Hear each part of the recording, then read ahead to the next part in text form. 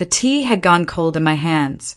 I sat at Mom's dining table, staring at Dad's portrait on the wall, when she said it. I've adjusted the estate. Everything your father left for you has been gifted to Vanessa's children. My sister smiled across the table, that fake sympathy smile she'd perfected over the years. I set down my cup carefully, watching the liquid tremble. You mean everything? I asked. Mom nodded, her voice matter-of-fact. The savings account, the lake cabin, even the business shares. It's all been transferred to the kids through beneficiary changes. Vanessa touched her pearl necklace, the one Dad bought Mom for their anniversary. It just makes more sense, Alyssa. They're the next generation. Mom leaned forward, her words cutting clean through me. You don't have children, so you don't need it. The room tilted. My father's face watched from that portrait, frozen in time, unable to defend what he'd built. I stood up, legs shaking, and walked toward the door. Behind me, Vanessa whispered something to Mom. They laughed softly. Outside in the cold night air, my phone buzzed. The name on the screen made my heart stop. Delgado and Associates. Dad's lawyer. My name is Alyssa Crawford. I'm 34 years old, and until 6 months ago, I thought I understood my family. I work as a grant writer for a nonprofit in Portland. Modest salary, but meaningful work. I'm the daughter who stayed close, who drove Dad to his appointments when the cancer got bad, who held his hand during those final hospital nights. Vanessa visited twice, always with an excuse about the kids' schedule or her husband's work trips. Mom praised her anyway, said she was busy building a family. After Dad died in March, Mom assured me everything would be handled fairly. Your father made sure we'd both be taken care of, she said at the funeral. I believed her. I signed papers while grieving. Documents Mom said were just formalities. I trusted her completely because that's what daughters do. I remembered Dad's last coherent words to me, whispered through the oxygen mask. I've made sure you're protected, sweetheart, no matter what happens. At the time, I thought he meant the life insurance, or maybe the cabin we loved. Now, standing in the darkness outside Mom's house, I wondered if he meant something else entirely. I answered the phone with shaking fingers. Ms. Crawford, this is Kenneth Delgado. I apologize for calling so late. His voice was steady, professional. I've been reviewing your father's estate files, and there's something strange about the recent beneficiary changes. My breath caught. Strange how? Papers rustled on his end. Your father established certain safeguards in his estate plan. There's a contingent clause that activates under specific circumstances. I need you to come to my office tomorrow morning, 9 o'clock. I leaned against my car, the metal cold through my coat. Mr. Delgado, my mother just told me everything's been given away. Is there anything left to discuss? He paused, and I heard something shift in his tone. Ms. Crawford, your father was a careful man. Very careful. Please just come tomorrow. Bring any paperwork your mother gave you to sign. After we hung up, my phone buzzed again. A text from Mom. Please don't make this ugly. Accept what's fair. Fair. The word burned in my mind as I drove home through empty streets, Dad's voice echoing. I've made sure you're protected. Delgado's office smelled like old books and furniture polish. He was younger than I expected, maybe 50, with kind eyes behind wire-rimmed glasses. He gestured to a chair and slid a small metal box across his desk. Your father left this in a safe deposit box at Pacific Trust. Specific instructions said to open it only if contested changes occurred after his death. My hands trembled as I lifted the lid. Inside lay a handwritten letter on Dad's favorite stationery and a flash drive labeled in his careful script. In case they try. I unfolded the letter. The date was from 2 years ago, long before his diagnosis. My dearest Alyssa, it began. If you're reading this, then I was right to worry. Your mother and sister have always had a way of pressuring me about money, about what's fair. I've tried to protect you from it, Mr. Delgado has my full instructions. My throat tightened. The letter continued, detailing his concerns about Mom's spending and Vanessa's constant requests for advances on inheritance. I appointed Delgado as neutral counsel to ensure my wishes are honored. Trust him, and trust what I built to protect you. I looked up at the lawyer. He knew I whispered. Delgado nodded slowly. Yes, he absolutely knew. Delgado inserted the flash drive into his computer and turned the screen toward me. The document that appeared made my head spin. Your father established a revocable trust 3 years ago. Most of his assets were placed inside it, including the cabin, the business shares, and a substantial portion of his savings. I leaned closer, scanning the legal language. But Mom said everything was gifted away. Delgado clicked to another page. Here's where it gets important. This trust becomes irrevocable if your father's mental capacity was compromised at the time of any changes, or if there's evidence of undue influence or coercion. If those conditions are met, all transfers made within the final year are voidable. My pulse quickened. Voidable. He met my eyes directly. It means if we can prove your mother pressured him or took advantage of declining capacity, every transfer she made can be undone. The trust has a contingent trustee clause. Can you guess who that is? I shook my head. He smiled slightly. You. If the safeguard activates, you become trustee with authority to restore the original allocations. My heart pounded so hard I could hear it.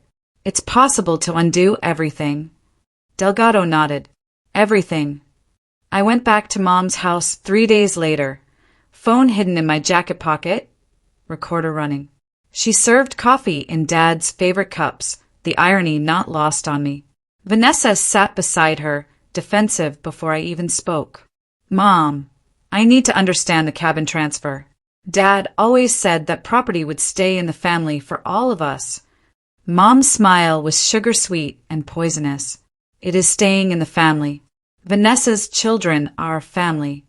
I kept my voice steady, but the quitclaim deed. When exactly did Dad sign that? Vanessa shifted uncomfortably.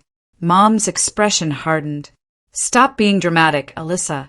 It's already done. Your father agreed to everything. I pressed forward. So he was coherent. He understood what he was signing. Mom set down her cup with force. Are you questioning my integrity? Your father trusted me to handle things properly. In the silence that followed, Vanessa muttered under her breath, just loud enough for my phone to catch. She's going to cause trouble again, just like always. I stood to leave, my hand touching the phone in my pocket. Evidence. Proof. Exactly what Delgado needed. The accountant's office was small, cluttered with tax files and family photos. Herbert Wiseman had handled Dad's books for 20 years.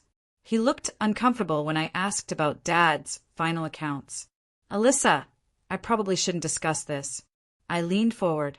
Mr. Wiseman, my father's estate is being contested. Anything you know about unusual activity could be crucial. He sighed, pulling up records on his computer. There were withdrawals. Large ones. 3 separate transactions in the 2 weeks before your father's stroke. My blood went cold. How large? He turned the screen toward me. $50,000 transferred from Dad's business account to a personal account in Mom's name alone. The dates were burned into my brain. Dad had his stroke on March 8th. These transfers were February 20th, 24th, and March 2nd. Who authorized them? I asked, though I already knew. Wiseman's voice dropped to almost a whisper. Your mother brought in the authorization forms. She said your father was too weak to come himself. I drove straight to Delgado's office. He looked at the documents and spoke one sentence that changed everything. That's financial elder abuse. The message came from Brenda Torres, someone I'd gone to high school with who still lived in our hometown. Hey, Alyssa, is everything okay with your family? Just saw your cabin listed online. My stomach dropped. I clicked the link she sent. There it was. Our lake cabin, the place where Dad taught me to fish, where we spent every summer of my childhood, listed for $420,000. The seller's name made my hands shake. Marcus Webb. Vanessa's husband. I screenshot everything. The listing photos showed our furniture. Dad's old fishing gear still mounted on the wall. The quilt Grandma made still draped over the couch. They hadn't even cleared out his belongings before trying to sell his sanctuary. The description bragged about private waterfront and turnkey condition. I called Delgado immediately. He answered on the first ring. They're selling the cabin. It's listed under my brother-in-law's name. Papers rustled. Forward me everything. This gives us grounds for immediate injunctive relief. They're trying to liquidate assets before any legal challenge. I sent the screenshots with shaking hands. Through my window, the city lights blurred. Dad's cabin, his refuge, reduced to a real estate listing with stage photos and marketing language. Not anymore. I found it in Dad's old desk, tucked in the bottom drawer beneath tax returns and old warranties. His digital camera, the one he used to record family events and fishing trips. The battery was dead, but I charged it overnight, hoping for something, anything. The next morning, I scrolled through the files. Most were mundane. Birthdays, holidays, Vanessa's kids opening presents. Then I reached the final videos, dated February 14th. 2 weeks before his stroke. Dad sat in his office chair, face gaunt from the cancer treatments, oxygen tube visible in the frame. His hands trembled as he adjusted the camera. I'm making this because I'm worried, he said, voice weak but clear. Your mother is pushing me to change things, to sign papers I don't fully understand. She says it's for the grandchildren, but something feels wrong. He coughed, struggling. If you're watching this, Alyssa, and things have been changed in ways I wouldn't have wanted, I need you to know. It wasn't my wish. Everything I built was meant to be fair, protected, equal. Tears blurred my vision as the video ended. Dad's face frozen on the screen, eyes pleading cross time. I whispered to the empty room. I'll make this right, Dad. I promise. Delgado spread documents across his conference table, like a battle plan. Here's what we're going to do. First, file for emergency injunctive relief to freeze all assets, stop the cabin sale, and prevent any further transfers. I nodded, taking notes. Second, we subpoena medical records from February and March showing your father's capacity and medication schedules. Third, we demand all paperwork related to the beneficiary changes, including dates, witnesses, and circumstances. He pulled out a thick document. This is your father's original trust. Ironically, it's so well drafted that it anticipated this exact scenario. The contingent trustee clause activates automatically upon proof of undue influence or incapacity at the time of changes. My hand hovered over the signature line. This meant war with my own family. Delgado seemed to read my thoughts. Your father built this protection because he loved you. He knew this might happen, and he wanted you equipped to fight back. I picked up the pen, thinking of Dad's video, his weakened voice saying it wasn't his wish. My signature was steady, firm. Let's do it. Delgado smiled. Now we show them what your father really planned. The news hit the family like a bomb. Delgado filed on Friday. By Saturday morning, my phone was exploding. Vanessa called first, her voice shrill with panic. What have you done? The bank froze Mom's accounts. The cabin sale is canceled. The kids' college money is stuck. I kept my voice cold, controlled. Maybe you shouldn't have stolen what wasn't yours. She started crying, that manipulative sobbing she'd used since childhood. This is going to destroy our family. Mom did everything legally. You're just bitter and jealous because you're alone. The words should have hurt, but they bounced off me. Tell Mom I'll see her in court. I hung up. 20 minutes later, Mom called. I let it go to voicemail. Her message was pure venom.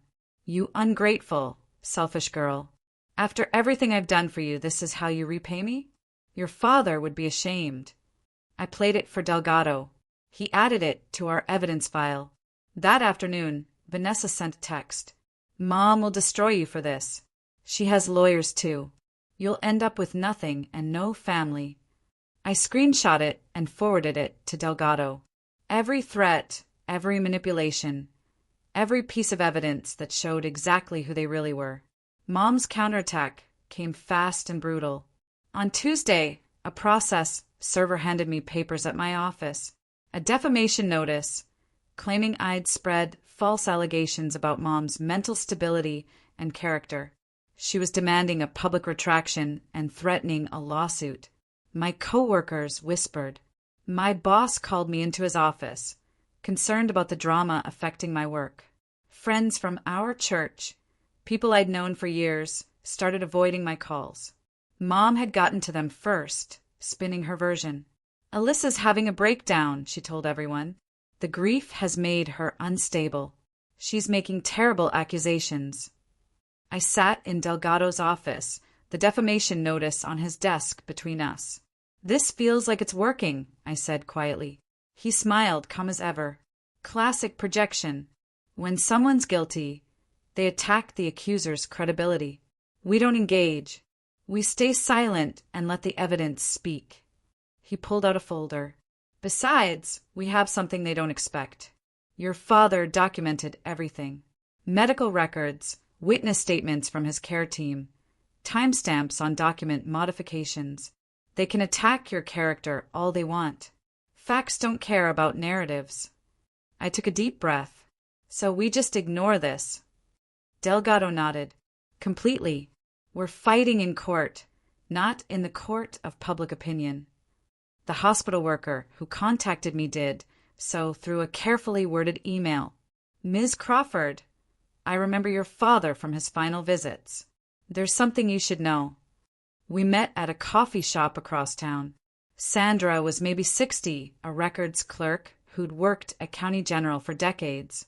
She slid a folder across the table, glancing around nervously.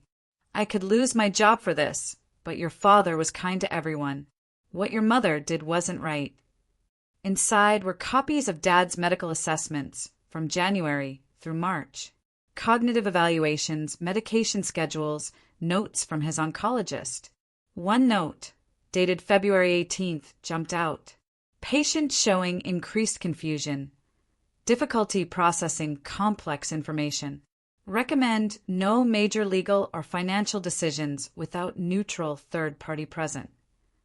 February 18th. 5 days before the first beneficiary change.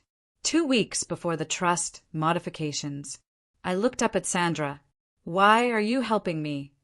She folded her hands. Because I watched your mother rush him through paperwork when he could barely hold a pen. It wasn't right. I drove straight to Delgado with the documents. He read them once, then again, then smiled. That's our trigger clause. Medical evidence of incapacity at the time of signing. Everything they did just became voidable. The bank meeting was tense.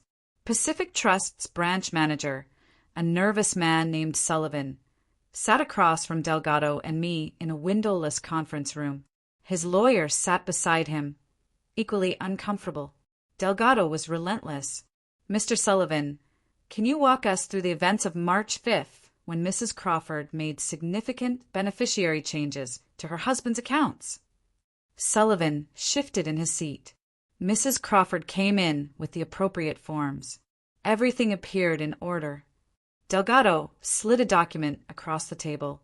This is the medical assessment showing Mr. Crawford was heavily medicated and cognitively impaired on March 5th. Did anyone verify his capacity? Sullivan's face paled. Mrs. Crawford assured us he'd agreed to everything.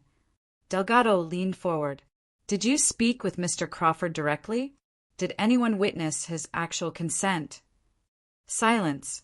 The bank's lawyer whispered urgently to Sullivan. Finally, Sullivan admitted. Mrs. Crawford insisted on rushing the signatures. She said her husband was too weak to come in personally. Delgado gathered his papers. Thank you for your honesty. Outside, he turned to me. That testimony, combined with the medical records, gives us everything we need. I'm filing tomorrow for activation of the trust's protective clause. I went through my phone recordings from the dinner at Mom's house, listening with fresh ears. Delgado sat beside me, legal pad ready. When we reached the moment, Mom said, "It's already done. Your father agreed to everything," he made a note. Then came my question about Dad being coherent, and Mom's sharp response. "Are you questioning my integrity?" But it was the next part that mattered most. My voice, steady and clear, asking about the specific dates of the signatures. Mom's voice, irritated, snapping. "Stop being dramatic. It's already done. You'll get nothing." Delgado stopped the recording. That phrase, "you'll get nothing." That's not a grieving widow protecting her late husband's wishes. That's someone who knowingly cut you out and is defending the action. He played it again. In the background, Vanessa's muttered comment was barely audible, but clear enough. "She's going to cause trouble again." Delgado looked at me. This recording proves intent. They knew they were doing something questionable, and they did it anyway. Combined with the medical evidence and the bank's testimony, this is the final nail. I stared at the phone, Dad's protection working through me. "He prepared me for this," I said. Delgado nodded. "He certainly did." Vanessa showed up at my apartment on a Wednesday night, makeup smeared from crying, looking smaller than I'd ever seen her. "Alyssa, please. We need to talk." Against my better judgment, I let her in. She collapsed on my couch, sobbing. I didn't know what Mom was doing. I swear. She told me Dad wanted the kids taken care of, that you'd be fine because you don't have the same expenses. Part of me wanted to believe her. She was still my sister, despite everything. "Vanessa, you were at that dinner. You smiled when Mom told me." She grabbed my hands. I was scared of her. "You don't know what she's like when she doesn't get her way." She threatened to cut me off completely if I didn't support her. I almost softened. Almost. Then my laptop chimed with a new email notification. The screen was visible from where we sat. The sender was Vanessa. The subject line read, "Urgent. Close before injunction." I pulled my hands away and opened the email. It was from that morning, sent to the realtor handling the cabin. "We need to close the cabin sale by end of week. Alyssa's lawyer filed something that might block it. Any way to expedite?" Vanessa's face went white.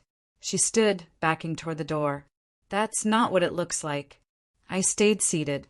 "Get out." She left, and I forwarded the email to Delgado. The courtroom was smaller than I expected, wood-paneled and formal. Mom sat across the aisle with her lawyer, a sharp-dressed woman who looked expensive. Vanessa sat beside her, eyes down. Marcus wasn't there, probably afraid of being questioned. Judge Patricia Coleman reviewed documents while we waited, her face unreadable. When she finally looked up, the hearing began. Delgado presented everything methodically. The medical records showing Dad's decline. The bank testimony about rushed signatures. The recording of Mom admitting it's already done. Dad's video from his camera, his weak voice saying it wasn't my wish. Then came the trust document itself, with the contingent trustee clause highlighted. Mom's lawyer tried to argue that Dad's changes were voluntary, that grief and family dynamics didn't equal legal incapacity. Delgado countered with timestamps, medication schedules, and witness statements. Judge Coleman asked one question. "Mrs. Crawford, did you discuss these changes with your daughter Alyssa before implementing them?" Mom's lawyer whispered to her. Mom cleared her throat. "No, Your Honor." But she wasn't entitled to know. The judge's expression shifted. "We'll recess for independent review of the medical evidence and trust documents. Reconvene Friday morning." Mom glared at me as we left. I kept my eyes forward, Delgado beside me, steady. During the recess, Delgado filed an additional document with the court. Dad's sealed letter of wishes, a supplementary statement meant to guide interpretation of the trust. Judge Coleman agreed to review it in chambers. Friday morning, when court reconvened, her demeanor had changed. She began reading aloud. Thomas Crawford wrote this letter 2 months before his death. I'll read the relevant portion. My greatest fear is that my wife's spending habits and my older daughter's influence will result in my younger daughter, Alyssa, being pressured or excluded from what I've worked to build. It is my explicit wish that all assets be divided equally between both daughters, with appropriate safeguards to ensure neither my wife nor any family member can manipulate the distribution. I've established protections specifically to prevent this. If those protections have been triggered, it means my fears were justified. The courtroom was silent. Judge Coleman looked up. Mr. Crawford's intent is crystal clear. He anticipated this exact scenario and built legal safeguards accordingly. She turned to Mom's lawyer. Do you have any evidence that contradicts his documented wishes? The lawyer shook her head. Delgado leaned close and whispered, He protected you from beyond the grave. My tears came then, quiet and unstoppable. Judge Coleman's ruling was swift and unambiguous. Based on the medical evidence, witness testimony, and the deceased's clearly documented intent, I find that the beneficiary changes and asset transfers made in February and March were executed under undue influence during a period of diminished capacity. All such transfers are hereby declared void. Mom gasped beside her lawyer. The judge continued, Furthermore, I am removing Mrs. Crawford as executor due to breach of fiduciary duty and conflict of interest. Ms. Alyssa Crawford is appointed as acting trustee to restore the estate according to Thomas Crawford's original allocations as outlined in his trust document. Delgado squeezed my shoulder. It was over. The assets would be unfrozen, returned to the trust, and distributed as Dad intended. Equal, fair, protected. Mom stood abruptly. You wouldn't dare go through with this. I'm still your mother. I met her eyes for the first time all day. I already did. Her face crumbled, age and bitterness showing through. Vanessa pulled her toward the exit as reporters from the local paper snapped photos. Outside the courthouse, Delgado shook my hand. Your father would be proud. I nodded, unable to speak past the lump in my throat. Justice, finally. The family fallout was immediate and brutal. My phone exploded with messages from relatives I hadn't heard from in years, all taking Mom's side. You sued your own mother. Family doesn't do this. Your father would be ashamed. Marcus showed up at the courthouse lobby, red-faced and shouting. You just took away my kid's future. For what? Because you're bitter. Security moved toward him, but Delgado stepped between us. Mr. Webb, you're addressing an officer of the trust. Continued harassment will result in a restraining order. Marcus pointed at me, voice shaking with rage. This isn't over. We'll appeal. We'll fight this until you have nothing left. A reporter from the Portland Tribune caught it all on video. By evening, the footage was online. The comments section filled with opinions, but the tide had turned. People saw a man yelling at a quiet woman who just defended her father's wishes. Public sympathy, which had been carefully cultivated by Mom's narrative, shifted.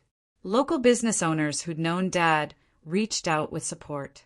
My boss called to apologize for doubting me. And slowly, painfully, the truth spread through our community.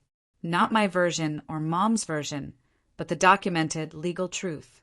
2 weeks later, Delgado called with news I hadn't expected. We found something during the asset recovery process.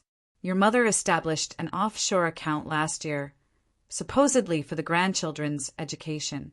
It's held at a bank in the Cayman Islands. I frowned. How much? He paused. $80,000. Money transferred from your father's accounts during his final 6 months. She never disclosed it in any estate documents. My stomach turned. What does this mean? Delgado's voice was grim. It means she was hiding assets, deliberately concealing them from estate accounting. That's beyond undue influence. That's potential fraud.